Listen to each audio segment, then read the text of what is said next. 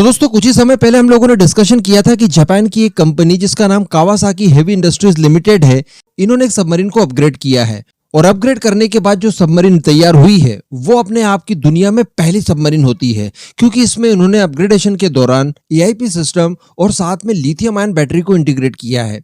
अब इस तरह का काम करने वाला जापान पहला ऐसा देश बन गया है। चाहते कई सारे देश हैं जिसमें चाइना और भारत का नाम आप शामिल कर सकते हैं, लेकिन अभी ना तो चाइना और ना ही भारत को इस काम में सक्सेस मिली है और जापान इस तरह का काम करने वाला दुनिया का पहला देश बन जाता है। अब आगे हम लोग वीडियो को और बढ़ाएं, इससे पहले आप इनका फायदा जान लीजिए कि एआईपी सिस्टम और लिथियम आयन बैटरी का इस्तेमाल जब आप अपनी सबमरीन के अंदर करना शुरू कर देते हैं तो आपको एडवांटेजेस क्या क्या मिलते हैं।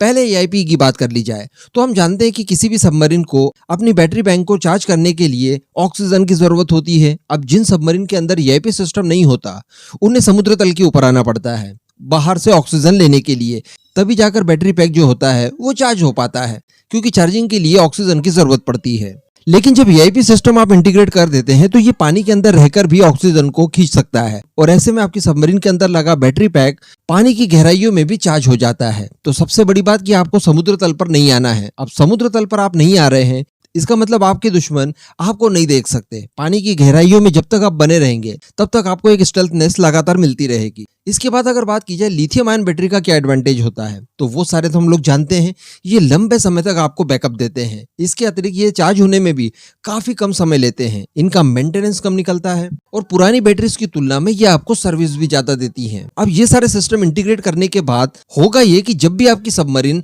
ऑपरेशन मोड पर आएगी उस समय आप डेफिनेटली अपना इंजन बंद कर देंगे। इंजन बंद करने से पूरा सिस्टम बंद हो जाएगा और बिल्कुल भी ये नॉइज नहीं करेगा, क्योंकि उस समय पूरा पावर शिफ्ट हो जाएगा इन्हीं बैटरी पैक के ऊपर, जो कि आपको लिथियम आयन बैटरी काफी लंबे समय तक देगी और आप बिल्कुल शांत रहकर दुश्मनों के सुनार से बच बचाकर दुश्मन के ऊपर अटैक करने में कामयाब रहेंगे। तो कहने का मतलब ये लगभग आपको एसएसएन जैसी फील देती है, बिल्कुल उसी तरह का काम करने में ये सक्षम होती है। अब चूंकि भारत को भी इस तरह के सिस्टम चाहिए अपनी पुरानी कलवरी क्लास की सबमरीन्स के अंदर, तो भारत ने शुरुआती तौर पर तो अपना एआईपी इंटीग्रेशन का काम शुरू किया है। डीआरडीओ द्वारा एआईपी सिस्टम को तैयार किया गया, हम सभी जानते हैं, और इसके लिए नेवल ग्रुप हमारी मदद कर रहा है। नेवल ग्रुप जो कि एक फ्रांसीसी कंपनी है और इसी नेवल ग्रुप की मदद से हम लोगों ने कलवरी क्लास की सबमरीन्स को तैयार किया था। तो बताया जा रहा है कि एआईपी के साथ साथ भारतीय नौसेना ये चाहती है कि अपनी 6 कलवरी क्लास की सबमरीन्स के अंदर लिथियम आयन बैटरी का भी इस्तेमाल किया जाए, उनका इंटीग्रेशन इसके अंदर किया जाए और इससे भी बड़ी बात कि ये सारा काम करने के लिए भारतीय कंपनीज को ही भागीदार बनाया जाए और इसके लिए जो एक्सपर्टीज की आवश्यकता है और मदद की जो जरूरत पड़ेगी वो फ्रांसीसी नेवल ग्रुप हमारी करे। अब इस समय अगर फ्रांसीसी नेवल ग्रुप की बात की जाए तो वो एआईपी सिस्टम के इंटीग्रेशन के लिए हमारी मदद कर रहा है और 2025 में इसका काम हो जाएगा।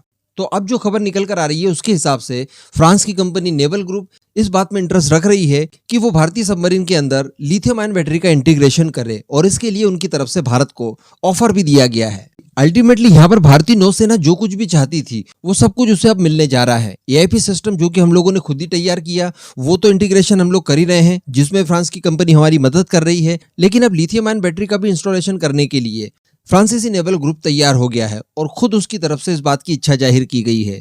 तो कहने का मतलब काफी जल्दी अब हमारी सबमरीन्स के अंदर भी बिल्कुल उसी तरह की पोटेंशियल आ जाएगी जो कि जापान ने अपनी सबमरीन्स को दी है।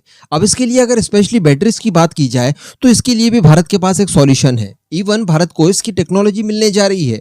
आपको याद होगा कुछ ही समय पहले हम लोगों ने इस बात को लेकर भी डिस्कशन किया था कि जापानीज कंपनी तोशिबा अपनी लिथियम आयन बैटरी की टेक्नोलॉजी भारत की एक पीएसयू बीईएल के साथ शेयर करने जा रही है और भारत के अंदर ही लिथियम आयन बैटरी की मैन्युफैक्चरिंग के लिए सभी तरह की संभव मदद करने के लिए एक कॉन्ट्रैक्ट तैयार किया गया है। जी हाँ, तो इसके तहत दरअसल होगा ये कि भारत के अंदर लिथियम आयन बैटरीज बनेंगी डिफेंस पर्पज से।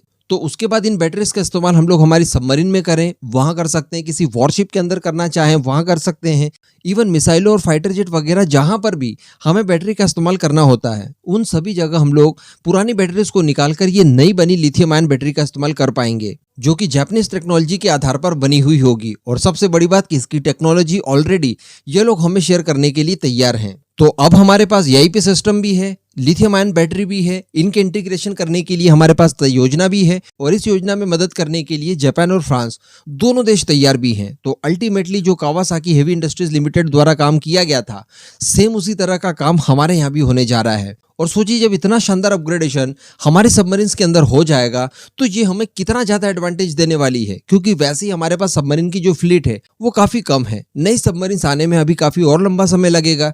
तो इस दौरान अगर हमारी पुरानी सबमरीन्स ही इस लायक हो जाए कि वो नए ऑपरेशंस करने के लिए तैयार हो, तो इससे ज्यादा बेटर कोई बात नहीं हो सकती। अब इस पूरे मुद्दे पर आपका जो भी मानना हो नीचे कमेंट करके जरूर बताइएगा।